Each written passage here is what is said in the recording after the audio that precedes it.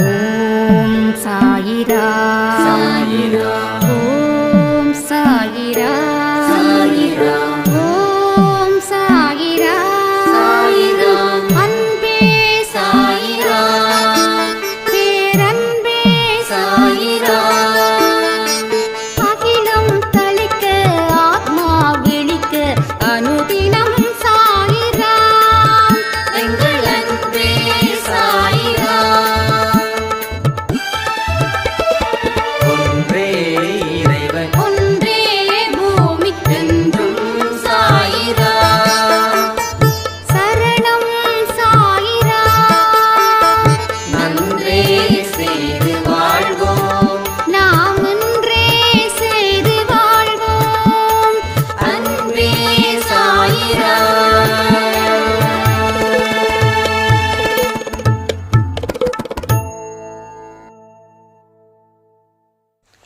சாயிரா. என் உயிரின் உயிரானவர்களே, உங்களால சந்தோஷமா இருக்க முடியுதா? உங்களால நிம்மதியா இருக்க முடியுதா? இந்த 2 கேள்விகளுக்கும் சட்டுன்னு ஆன்சர் பண்ணுங்க.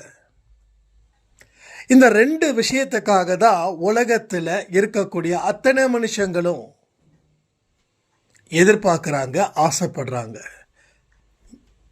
ஏக்கத்தோடவே நிறைய மனுஷங்க உயிரையும் விட்டிருக்காங்க. காசு இருக்கிறவன், காசு இல்லாதவன், படித்தவன், படிக்காதவன், அத்தனை பேருக்கும் இந்த பிரச்சனைகள் இருக்கு. காசு இருந்தும் என்னங்க சந்தோஷமா இல்லை, ஆரோக்கியம் இருந்தும் சந்தோஷமா இல்லை, மக்கள் சொந்த பந்தங்கள் இருந்தும் சந்தோஷமா இல்லை. எல்லா பக்கமும் இந்த பிரச்சனைகள் இருக்குது. இதை எல்லாத்தையும் சரி பண்ண முடியுமா?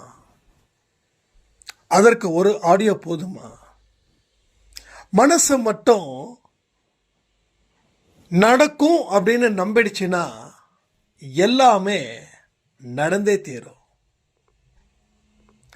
மனசு நினைக்கணும், மனசு ஆழமா நினைக்கணும், மேலோட்டமா நினைக்கக்கூடாது, ஆழமா நினைக்கணும்.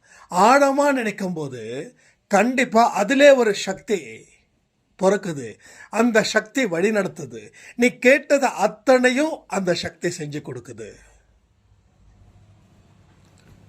தெய்வத்தோட துணை இங்க எத்தனை பேருக்கு இருக்குதுன்னு நம்புறீங்க? நம்புறவங்க கமெண்ட் பண்ணுங்க, நம்பாதவங்க வாட்ச் பண்ணுங்க. ஸோ தெய்வத்தோட துணை இருந்துடுச்சுன்னா இந்த உலகத்தை நீ ஜெயிக்கலாம். ஒவ்வொரு மனுஷனும் என்ன நினைக்கிறாங்க தெரியுமா? என்னப்பா சொல்லுன்றீங்களா? கண்டிப்பா சொல்றேன். ஒவ்வொரு மனுஷனும் எனக்கு நல்ல லைஃப் பார்ட்னர் வேணும்னு கல்யாணத்துக்கு முன்னாடி நினைக்கிறாங்க. சில பேர் நல்ல பிஸ்னஸ் பார்ட்னர் வேணும் அப்படின்னு நினைக்கிறாங்க. சில பேர் நல்ல ஃப்ரெண்டு வேணும்னு நினைக்கிறாங்க. ஆனால் நிறைய பேர் நல்ல தெய்வம் வேணும்னு நினைக்கல. ஸோ தெய்வத்தோட துணை உங்களுக்கு இப்போ ஒன்றுமே தெரியாது, புரியாது. ஆனால் தெய்வத்தோட துணை இருந்துருச்சுன்னா உங்கள் வாழ்க்கையில் என்ன நடக்கும் தெரியுமா? முதல்ல சொல்கிறத கற்பனை பண்ணுங்க, அதில் சந்தோஷமாக இருங்க. அது ஒரு நம்பிக்கையை கொடுக்கும். அந்த நம்பிக்கையை கெட்டியமாக பிடிச்சிக்கோங்க. உங்கள் வாழ்க்கையே மிகப்பெரிய அளவில் அற்புதமும் அதிசயத்தையும் அது ஏற்படுத்தும், ஏற்படுத்தியே தீரும். அப்போ தெய்வத்தோட துணை உன்னை இருந்துடுச்சு அப்படின்னா முதல்ல உன்னை சுற்றியும் நல்லவர்களாக கடவுள் உருவாக்குவார். இல்லை அப்போ இதுக்கு முன்னாடி வந்த சொந்தம் இப்போ இருக்கிற சொந்தம் என்ன ஆகும்? நல்லவர்களாக மாறுவாங்க, நல்லவர்களாக மாற்றுவார். ஒரு வீட்டில் ஒரு பெண் வாழ்கிறாங்க. அந்த பெண்ணுக்கு அது கூட்டு குடும்பம் ஃபுல்லாக எதிர்ப்பு, பயங்கர எதிர்ப்பு, நிறைய கொடுமை, ஏகப்பட்ட கொடுமை. சாயப்பா மேலே நம்பிக்கை வச்சாங்க, சூழ்நிலை மாறுச்சு. எனக்கு அந்த வீட்டில் அந்த பெண்ணு ஒரு தெய்வத்துக்கு சமமாக பார்த்து மரியாதை பண்ணுறாங்க. நம்ப முடியுதா? நம்ப முடியுதுன்னு சொல்கிறவங்க கமெண்ட் பண்ணுங்க. என்னடா நிறைய கமெண்ட் கேட்குறேன்னா, எஸ், நம்ப முடியுதுன்னு சொல்கிறவங்க கமெண்ட் பண்ணுங்க. எல்லாத்துக்கும் ஒரு அர்த்தம் இருக்குது. அந்த அர்த்தத்தை உருவாக்குறது தான் அன்பே சாய் குடும்பத்தோட முக்கியமான வேலை. எந்தெந்த விஷயங்கள் எல்லாமே உங்களுக்கு நம்பிக்கை வருதோ உங்களுக்கு தெய்வத்தோட துணை இருக்குதுன்னு அர்த்தம். இல்லைப்பா நம்பிக்கை வரல அப்படின்னா இன்னும் தெய்வத்தோட துணை கிடைக்கலன்னு அர்த்தம். ரெண்டே ரெண்டு தான். ஒன்று கடவுளோட துணை கிடைக்குது, இல்லை கடவுளோட துணை கிடைக்கல. கடவுளோட ஆசீர்வாதம் கிடைக்குது, இல்லை ஆசீர்வதிக்கப்படலை. ஆசீர்வதிக்கப்பட்டும் பிரச்சனைகள் தீரலை, இல்லை முழுவதுமாக நான் ஆசீர்வதிக்கப்படலை. இது மாதிரி பல கன்ஃபியூஷன்ஸ் ஒவ்வொருத்தவங்களுக்கும் இருக்குது. ஆனால் தெய்வத்தோட துணை எல்லாருக்கும் இருக்குதுன்னு சொல்கிறாங்களே, அது உண்மை இல்லையானா ஓரளவுக்கு தான் உண்மை. தெய்வத்தோட துணை முழுவதுமாக உங்களுக்கு இல்லை. இவ்வளோதான் விஷயம். நமக்கு திடீர்னு ஒரு பிரச்சனை ஆயிடுச்சு, தெரிஞ்சவனும் காப்பாற்றுவான், தெரியாதவனும் காப்பாற்றுவான். சரிதானே? ரோட்டில் ஒரு மனுஷன் கீழே பொத்துன்னு விடுறான், தெரிஞ்சவன் தான் அவனை காப்பாற்றுவானா? தெரியாதவனும் காப்பாற்றுவான் இல்லை? அப்போ தெரியாதவன் காப்பாற்றும் போது தெரிஞ்சவனும் காப்பாற்றுவான். அதே போல தான் கடவுள் உங்களுக்கு துணை இருக்கிறாரு, ஆனால் முழு துணையும் உங்களுக்கு இல்லை. நீங்கள் அழைச்ச குரலுக்கு அவர் ஓடோடி வரல. இது உண்மை. ஏன் இதெல்லாம் நடக்குது அதை நான் சொல்லவே மாட்டேன். ஏன்னா அது நிறைய பதிவில் சொல்லியாச்சு. கிட்டத்தட்ட 8000 வீடியோஸுக்கு மேலே கொடுத்தாச்சு. அதில் சொல்ல வேண்டியது அத்தனையும் சொல்லியாச்சு. புதுசாக சொல்லணுமா? வேண்டாம்.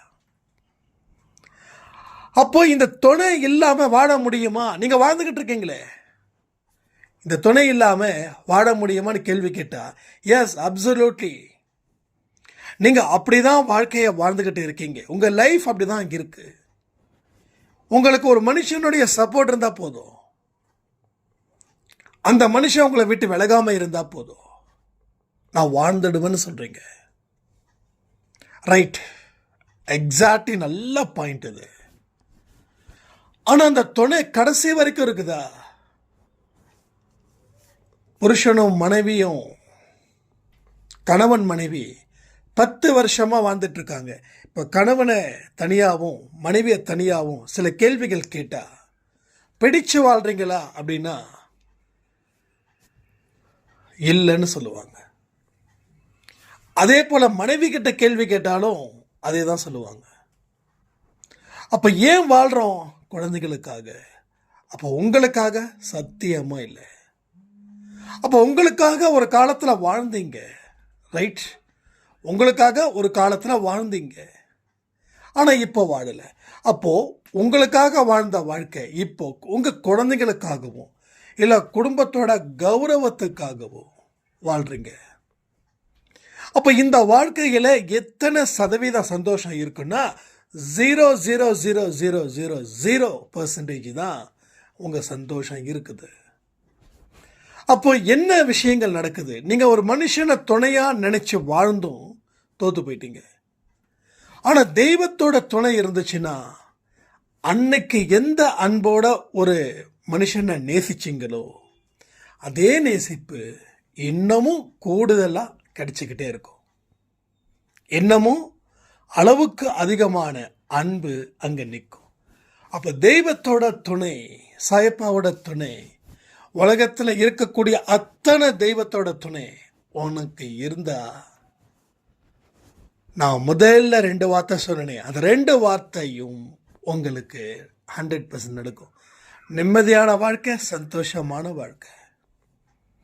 இந்த 2 வாழ்க்கையை வாடும்போது முகத்தில் இருக்கக்கூடிய அந்த கம்பீரம், முகத்தில் இருக்கிற ஒரு தேஜஸ், ஒரு அமைதி எந்த ஃபேஸ்லேயும் அது வராது. நான் நிறைய முகத்தை பார்க்குறேன், ஆர்டிஃபிஷியலான ஒரு ஸ்மைலிங் தான் இருக்கே தவிர நேச்சுரலான ஒரு ஸ்மைல் இல்லை. ஏன்னா மனசு அப்படி இருக்கு. மனசு வெறுத்து வெறுத்து வெறுத்து போயிடுச்சு. கோடி கோடியாக வெறுத்து இருக்கு. லட்ச லட்சமாக இல்லை, கோடிக்கு மேலே. இந்த மனசில் ஒரு வெறுமை இருக்கு, மனசில் ஒரு ட்ரைனஸ் இருக்கு. ஸோ சாஃப்ட் கார்னஸ் இல்லை, இரக்கம் கருணை சத்தியமாக கிடையாது. அப்போ தெய்வத்தோட துணையை ஏன் நிராகரிக்கணும்? மனுஷன் பாவம் செய்யறதில் சந்தோஷப்படுறா, பாவம் செய்யறதில் நேரத்தை அதிகரிக்கிறா. அதனால அவனுக்கு தெய்வத்தோட துணை இல்லை. ஒரு நல்ல விஷயத்தை கேட்கறதுக்கு கூட மனசு கொடுக்க மாட்டேங்குது, மனசு இடம் கொடுக்கல. நல்ல விஷயத்தை கேட்டு என்ன செய்ய போற, கேட்டதால என்ன நடந்துச்சு, ஏதாவது உலகத்தில் நீ சந்தோஷமா இருந்தியா, இந்த உலகம் உனக்கு சந்தோஷத்தை கற்றுக் கொடுத்ததா? எதுவுமே இல்லை, எதுவுமே இல்லை. அப்போ நீ நல்ல செய்திகளை கேட்கறதால என்ன லாபம்? நீ இன்னமும் வீணாக்கிட்டு தானே இருக்க. இது எல்லாம் நம்ம மனசுக்குள்ளேயே ஒரு டீச்சிங் நடந்துக்கிட்டே இருக்குது. ஆழ் மனசில் இருந்து சில குரல்கள், நல்லதை செய்யாத, நல்லதை பார்க்காத, நல்லதை கேட்காத, அதுக்கு பதிலாக உனக்கு பிடிச்சமானதை பாரு, நீ வாழு, எப்படி வேணாலும் வாடு, நீ ஹாப்பியாக இருக்கியா, அவ்வளோதான். விளைவுகளை பற்றி யோசிக்காத, விளைவுகளை அப்புறம் பார்த்துக்கலாம். இந்த அப்புறம் பார்த்துக்கலான்னு சொல்கிறோமே, அதுதான் இப்போ நடந்துக்கிட்டு இருக்குது. இப்போ நடந்துக்கிட்டு இருக்கக்கூடிய ஒவ்வொரு மோசமான விஷயத்துக்கு basic reason is only one reason. Past லைஃப்பில் நீங்கள் அப்புறம் பார்த்துக்கலாம், இப்போ எனக்கு இந்த பாவம் செய்கிறது பிடிச்சிருக்குது. அப்போ நீங்கள் ஆரம்பித்தது இன்னைக்கு நீங்கள் முடிக்கிறீங்க. அப்போ நல்லதாக முடிக்கணுமா இல்லை கெட்டதாக முடிக்கணுமா? உங்கள் ஜென்மம் இந்த ஜென்மத்தில் எப்படி முடியணும்? என்ன கதையில் முடிக்கணும்? சுபமாக முடிக்கணுமா இல்லை வேற மாதிரி முடிக்கணுமா? இதுதான் இங்கே இருக்கக்கூடிய மிக முக்கியமான விஷயமா இருக்கு. ஸோ சுபமாக முடிக்கணும். அதில் தான் நீங்கள் வாழ்ந்த வாழ்க்கைக்கு பெருமை சேர்க்க முடியும். யாருக்கு? முதல்ல மாதா, பிதா, குரு, ஃபைனலி தெய்வம். உன் அப்பாவுக்கும் அம்மாவுக்கும் பெருமை சேர்க்கணும். இன்னாரோட பொண்ணு எப்படி வாழ்ந்துச்சுன்னு சொல்லி ஆச்சரியப்படுற அளவில் நீ வாழணும். அடுத்தது, உனக்கு பல இடத்துல பல காலத்தில் குரு, அவங்க இப்போ உயிரோடவும் இருக்கலாம் இல்லை இறந்து போயிருக்கலாம், அவங்க ஆன்மாவனை வாழ்த்தணும். ஃபைனலாக தெய்வம் உன் வாழ்க்கையை முடிவு பண்ணும். அடுத்த ஜென்மத்துக்கு நீ எப்படி ப்ரமோஷனா இல்லை டீப் ப்ரமோஷனா? ப்ரமோஷன் அப்படின்னா பெட்டர் லைஃப், டீப் ப்ரமோஷன்னா இப்போ இருக்கிறதோட மோசமான லைஃப்.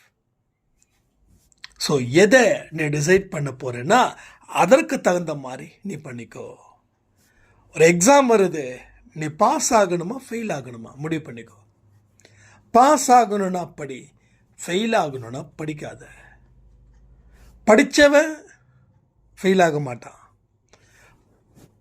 படிக்காதவன் பாஸ் ஆக மாட்டான். இதுக்கு போயிட்டு நம்ம வாழ்க்கை எப்படி இருக்குதுன்னு சொல்லி நம்ம கையை காட்டணுமா இல்லை நம்ம கட்டத்தை காட்டணுமா? பிறந்த நேரம், பிறந்த ஊர், அது இது லொட்டு லொசுக்கு எல்லாத்தையும் சொல்லணுமா? ஸோ நல்லா புரிஞ்சுக்கோங்க, படித்தவன் பாஸ் ஆவான், படிக்காதவன் ஃபெயில் ஆவான். இதுதான் நியதி. அங்கே என்ன நியதியோ அட் சேம் பாயிண்ட்டு தான் இங்கேயும் நியதி. நீ நல்லா வாழ்ந்தா சிறப்பாக வாழுவ, நீ நல்லா வாழலைன்னா ஒரு மோசமான வாழ்க்கையை நீ வாழுவ. நீ நல்ல வாழ்க்கை வாழணும்னா கப் சிப்புன்னு, மோசமான வாழ்க்கையை வாழணும்னா என்ன வேணாலும் பண்ணு. அப்போ அந்த கப் சிப் அப்படின்னா என்ன அர்த்தம்? தேவையானதுக்கு மட்டும் உன்னோட வாயை தர, தேவை இல்லாததுக்கு எந்த இடத்துலையும் வாயை திறக்காத. தேவையானதா மட்டும் பேசு, தேவை இல்லாததை பேசாத. தேவையானதை மட்டும் கேளு, தேவை இல்லாததை கேட்காத. ஸோ வாழ்க்கை நல்லா சூப்பராக எக்ஸலண்ட்டாக இருக்கும். உன்னோட ஒவ்வொரு கர்மாக்களையும் நீ அழிக்கணும். ஒவ்வொரு கர்மாக்களையும் நீ எதிர்த்து நின்று அதனுடைய பலத்தை நீ அழிக்கணும். பலகீனமாக இருக்கிறவன் உன்னை அடிக்கவே மாட்டான். ஆனால் பலமாக இருக்கிறவன் எப்போ வேணாலும் உன்னை அழிப்பான், உன்னை அடிப்பான். அப்போ உன்னோட கர்மாக்களை பலம் இழக்க செய். அதை துரத்த முடியாது, அழிக்க முடியாது. ஆனால் ஒன்று செய்ய முடியும், அந்த கர்மாக்களை பலம் இழந்ததா வைக்க முடியும். அதன்படி உன்னுடைய வாழ்க்கையை வாழ்ந்து பாரு ராஜா. நீ எவ்வளோ தூரம் கஷ்டப்படுற. ஒரு பலத்தை அழிக்கணும்னா இன்னொரு பலம் இருக்கணும், இன்னொரு பலம் இருக்கணும். உன்னோட கர்மா அப்படியே எரிமலை மாதிரி நிற்குது.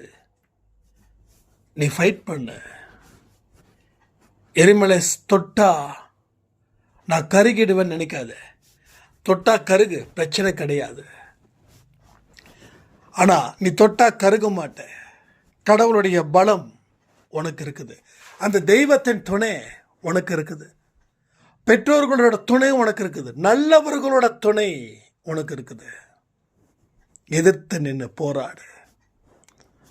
உனக்கு முன்னாடியும் உனக்கு பின்னாடியும் உனக்கு கடவுள் வழி சொல்றாரு. உன்னுடைய குடும்பமும் காக்கப்படும், உன் நலனும் உன் உடலும் உன் மனமும் காக்கப்படும். உன்னோட ஆற்றல்களை சரியான நல்ல விஷயத்துக்கு பயன்படுத்து. தேவையில்லாத விஷயத்துக்கு உன்னோட ஆற்றலை பயன்படுத்தி நீ எனர்ஜெட்டிக் பர்சனாக அங்கேருந்து கீழே விழாத. நல்ல விஷயங்களை செய்ய செய்ய உன்னுடைய ஆற்றல் பெருகும். மோசமான விஷயத்தை செய்ய செய்ய உன்னுடைய ஆற்றல் என்னாகும்? வீழ்ச்சி அடையும். யார் என்ன பேசினாலும் பதிலுக்கு பதில் பேசி உன்னுடைய எனர்ஜியை நீ கெடுத்துக்காத. இது எல்லாமே நம்ம அடிக்கடி சொல்லக்கூடிய வார்த்தை. புதுசாக ஒன்றும் சொல்லலை, புதுசாக ஒன்றும் கேட்கல. நானும் புதுசாக சொல்லலை, நீங்களும் புதுசாக கேட்கல. அப்போ எதற்கு இந்த பதிவுனா, தொடர்ந்து கேட்க கேட்க கேட்க தான் ஆழ் மனசில் இருக்கக்கூடிய அத்தனை மோசமான யோசனைகளும் சிந்தனைகளும் உங்களை விட்டு விலகும். இல்லைன்னா அது ஆக்கிரமிப்பு பண்ணும், உங்களை அழிக்கும். அழிக்க வந்ததுக்காக எந்த சிந்தனைகளையும் நாம் என்கரேஜ் பண்ணக்கூடாது. எது நம்ம வளர்க்க வருதோ அதை மட்டும்தான் நம்ம பார்க்கணும். பலவிதமான அற்புதங்கள் சாய்ப்பா நமக்கு ஏற்படுத்தி கொடுத்துருக்காங்க. பர்டிகுலரி இந்த 48 நாள் ருத்ரதாண்டவ பயிற்சியில் நம்ம அன்பை சாய் குடும்பத்தில் இருக்கிற ஒருத்தருக்கு மேரேஜ் ஃபிக்ஸ் ஆகிருக்கு. அவங்க கண்டிப்பாக இதை சொல்லுங்க தம்பி அப்படின்னாங்க. அப்போது பயிற்சியில் எவ்வளவு பெரிய மிராக்கல்ஸ் வந்திருக்குதுன்றதை பாருங்கள். அப்போ உங்களுடைய எண்ணம் எப்படி இருக்குதோ அதை பொறுத்து உங்கள் வாழ்க்கை அமையும். எல்லா விஷயத்தையும் நம்ம இதை பண்ணிகிட்ருக்கோம். எந்த அளவுக்கு நீங்கள் விருப்பப்பட்டு இந்த பயிற்சியை செய்கிறீங்களோ அதை பொறுத்து தான் உங்களுக்கு ரிசல்ட். அவர் சொல்லிட்டாரு, நான் செய்யணும். இந்த மாதிரியான விஷயத்தை வச்சு உங்களால் டெஃபினட்டாக லைஃப்பை லீட் பண்ண முடியாது. பட் மனப்பூர்வமாக அப்போ கடவுள் ஒவ்வொரு இடத்துலையும் உங்களுக்கு தேவையான விஷயத்தை தொடர்ந்து செஞ்சுக்கிட்டு தான் இருக்கிறாரு. ஆனால் நீங்களோ கேட்கறதுக்கோ பார்க்கறதுக்கோ பயிற்சியை தொடங்குவதற்கோ நேரத்தை ஒதுக்கலை. அதற்கு உண்டான மரியாதையையும் நீங்கள் கொடுக்கல. இதுதான் உண்மை. எல்லாத்தையும் நீங்கள் முன்வந்து செய்யணும். எல்லா விஷயமும் முன்வந்து செய்யும்போது விருப்பத்தோட ஆர்வத்தோட அந்த 2 விஷயங்களையும் நீங்கள் என்னைக்கும் எந்த மாதிரியான மனநிலையில் செஞ்சு பாருங்கள். முன்வந்து செய்யுங்க, ஆர்வத்தோடு செய்யுங்க.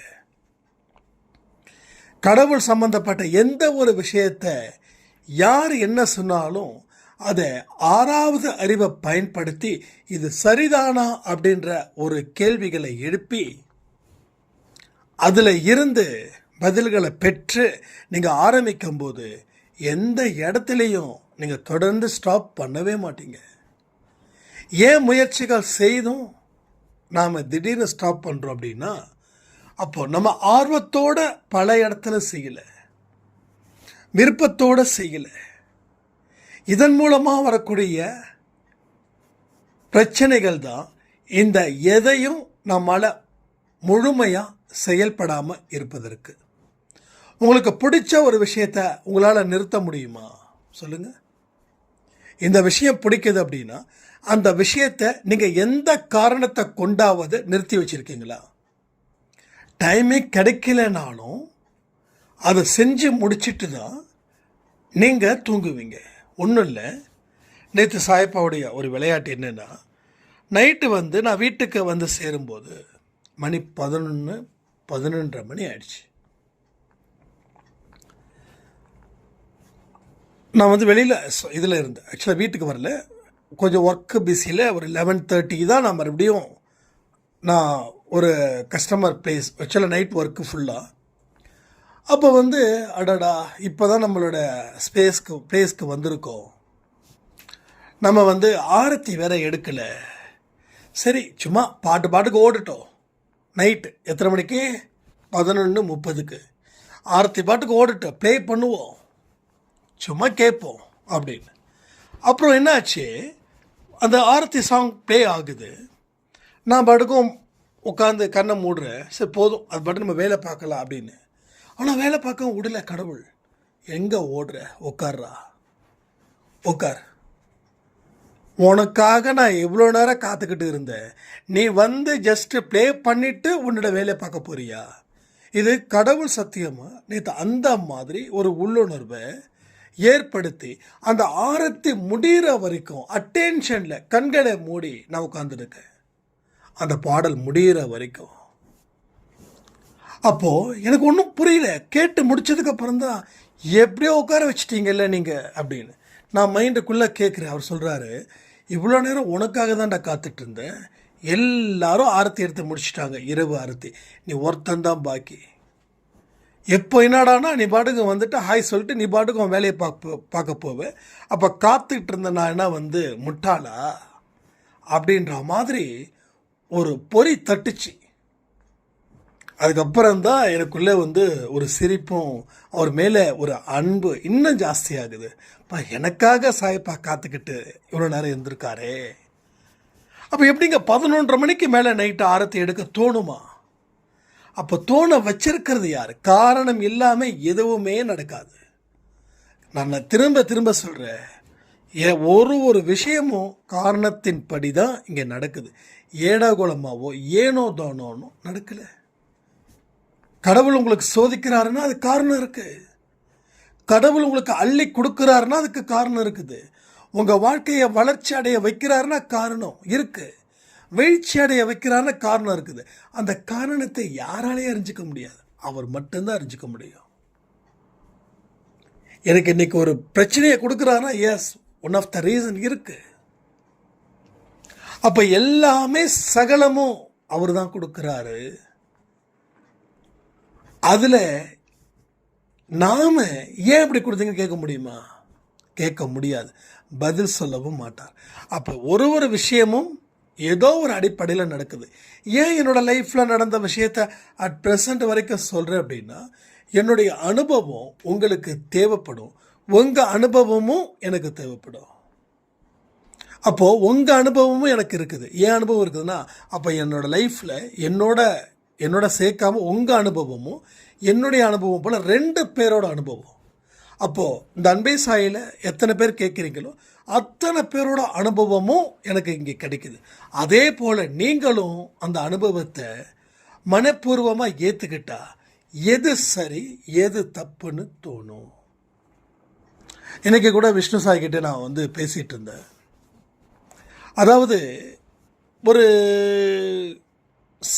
சில பேர், அதாவது அன்பே சாயில் இல்லை, ஜென்ரலாக சொல்கிறேன்,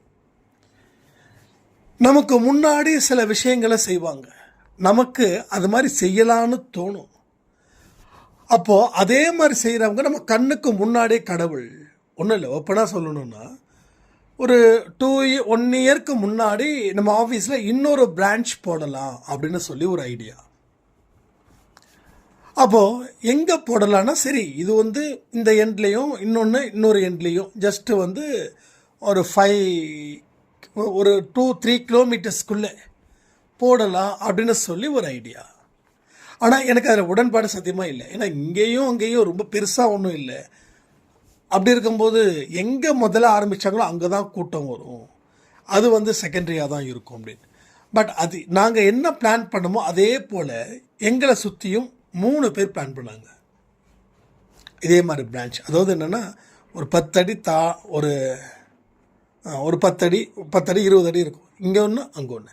எங்க நாங்கள் தாங்க இன்னொரு பிரான்ச் ஆரம்பிச்சிருக்கோம். நான் போய் கேட்டேன், எங்க இவ்வளோ நெருக்கமாக எப்படி? இல்லைங்க, அங்கே இருக்கிற ஏரியாவை கவர் பண்ணுறதுக்கும் இங்கே இருக்கிற ஏரியாவை கவர் பண்ணுறதுக்கும். கடைசியில் என்ன ஆச்சு, மொத்தமாகவே போயிடுச்சு, எடுத்துட்டாங்க, பிஸ்னஸை எடுத்துட்டாங்க. அப்போது இதெல்லாம் ஒரு அனுபவம். நம்ம மைண்டில் ஒரு 10% தான் அப்படி பண்ணலான்னு தோணுது. ஆனால் அதை என்னுடைய அனுபவமாக இன்னொருத்தவங்க மூலமாக கடவுள் பாடத்தை படிக்க வச்சுட்டார். அப்போது என்னுடைய அனுபவமும் இங்கே அன்பே சாய் குடும்பத்தில் இருக்கிற மற்றவங்களோட அனுபவமும் உங்கள் அனுபவம்னு நினச்சி நீங்கள் உங்கள் வாழ்க்கையை வாழ்ந்து பாருங்களேன். நிச்சயமாக சொல்கிறேனே, ஒரு பெரிய ஒரு மிராக்கள் அதிலே கிடைக்கும். அதனால தான் என்னுடைய லைஃப்பில் எனக்கு நடந்ததை ப்ளஸ்ஸையும் சொல்கிறேன், எனக்கு நடந்த மைனஸை சொல்கிறேன். நான் சொல்கிறதுக்கு பெருமைப்படவோ இல்லை இதெல்லாம் நம்ம சொல்லிட்டாங்கன்னா நம்மளை ஒரு மாதிரி பார்ப்பாங்களேன்னு அதெல்லாம் நான் ஃபீல் பண்ணவே இல்லை. ஏன்னா நான் உடைக்கணும்னு நினைக்கிறேன். இது எல்லாமே அவர் கொடுத்தது தான். சாப்பாட்டுக்கே வழி இல்லைன்னு நான் சொல்லியிருக்கேன், இப்போ நிறைய சாப்பாடு எனக்கு இருக்குதுன்னு சொல்லியிருக்கேன். ஏன்னா எல்லாமே கடவுள் கொடுத்தது தான், கடவுள் கொடுக்காதது பேசவே இல்லை. அப்போ இது எல்லாமே உங்களுக்கு இன்னும் பெரிய ஒரு அனுபவத்தை கொடுக்கும். அப்போது இந்த வழியில் போகலாமா, அப்போ கடவுளோட துணை இருந்துச்சுன்னா சந்தோஷ் சாய்ராமா 11:30 மணிக்கு ஆரத்தி எடுன்னு அவர் சொல்கிறாரு, நம்மளை ஏன் சொல்லலை? இந்த மாதிரி ஒரு கம்பேரிஷன் வந்ததுன்னா இதை பற்றி ஃபீல் பண்ணக்கூடாது. பட் நம்ம குடும்பத்தில் இருக்கிற சந்தோஷை அவர் தட்டி எழுப்புறாருன்னா அப்போ என்னையும் தானே தட்டி எழுப்புவார். அப்போ அதற்கு தகுந்த மாதிரி நானும் என்னை சரி பண்ணிக்கிறேனே அப்படின்னு நீங்கள் அந்த மாதிரி ஒரு தாட்டை கொண்டு வரணும். அதாவது நெகட்டிவை பாசிட்டிவாக மாற்றணும், நெகட்டிவை பாசிட்டிவாக மாற்றணும். நிறைய விஷயங்கள் நீங்கள் அதை செய்ய முடியும். இங்கே நிறைய பேர் கருப்பாக இருப்பீங்கல்ல, கருப்பாக இருப்பாங்க, கருப்பாக இருக்கிற, அசிங்கமாக இருக்கிற, இது வந்து நெகட்டிவ். கருப்பாக இருக்கிற ஆனால் தெளிவாக இருக்க, கலையாக இருக்க, அழகாக இருக்க, இந்த கருப்பையே பாசிட்டிவாக மாற்றுங்க. நான் அப்படி தான் மாற்றினேன். ஸோ எல்லா விஷயமும் நான் பிளாக் அண்ட் பிளாக் போட்டால் நிறைய பேர் இன்னும் நீ இருக்கிறதே வந்து மாநிலத்தில் இருக்கிற கருப்பும் போட்டால் நல்லா இருக்காது அப்படின்னு. ஆனால் நல்லா இருக்குது. என்னை பார்த்து நிறைய பேர் போட ஆரம்பிச்சிட்டாங்க. இது ஓப்பனாகவே சொல்கிறேன். ஈரோடு இருக்கும்போது நிறைய பேர் நீயே போடும்போது நான் போடக்கூடாதா அப்படின்னு. ஏன்னா எங்கேயுமே நமக்கு லிமிட்டே இல்லை. நம்பிக்கைக்கு சொல்கிறேன், நீ நல்லபடியாக வாழு, யாரை பற்றி எதை பற்றி கவலைப்படாது. நீ உனக்காக வாழுறியா, உனக்காக நீ வாழு. அந்த உனக்காக வாழும்போது கடவுளுடைய பங்கு அதிகமாக இருக்கட்டும். கடவுளோட பங்கு எவ்வளோ இருக்கணும்? 60% இருக்கட்டும். அப்போது நீ கிட்டத்தட்ட அவருடைய நிழலில் தான் இருக்கிற. ஆனால் உன் பங்கு 60% இருந்துச்சுன்னா நீ யாரோட நிழலும் இல்லை, நீ இன்னொருத்தனுடைய நிழலில் இருக்கிறன்னு அர்த்தம். சரிங்களா? அப்போது எல்லா விஷயத்தையும் நாம் முடிவு பண்ணுறதை பொறுத்து தான் அது அழிவை கொடுக்குதா வளர்ச்சியை கொடுக்குதா அப்படின்னு தெரியும். இல்லைன்னா எல்லாமே அழிவை கொடுக்குற மாதிரியே தோணும், இல்லைன்னா எல்லாமே வளர்ச்சியை கொடுக்குற மாதிரியே தோணும். ஓவர் கான்ஃபிடெண்ட்டாக போயிடவும் கூடாது. அதுக்காக முழுவதுமாக நெகட்டிவ் சாரலில் நனைஞ்சிடவும் கூடாது. சாரல் தான்ப்பா, ஒன்றும் இல்லைன்னா 1 மணி நேரம் நின்று அந்த சாரலில் நின்னா என்ன ஆகும்? கண்டிப்பாக பிரச்சனை ஆகும்ல உடம்புக்கு. அப்போ எல்லாமே அளவோடு இருந்துட்டா வளமோடு வாழலாம். அளவு மிஞ்சினாலோ இல்லை அளவு குறைஞ்சாலோ வாழ்வதுன்றது ஒரு பெரிய கேள்விக்குறியாகவே மாறிடும். இதெல்லாம் புரிஞ்சுக்கிட்டு வாழ்க்கையை வாழ்ந்து பாருங்கள். கடவுளுடைய துணை உங்களுக்கு நிச்சயமாக இருக்கணும், இருந்தே தீரணும். இருந்தால் உங்களுடைய அத்தனை நல்ல விஷயங்கள் எது எதெல்லாம் இருக்குதோ நீங்கள் நினைச்சது போல அது 100% நடக்குன்னு சொல்லி இந்த பதிவை நான் முடிக்கிறேன். ஜெய் சாய்ராம்.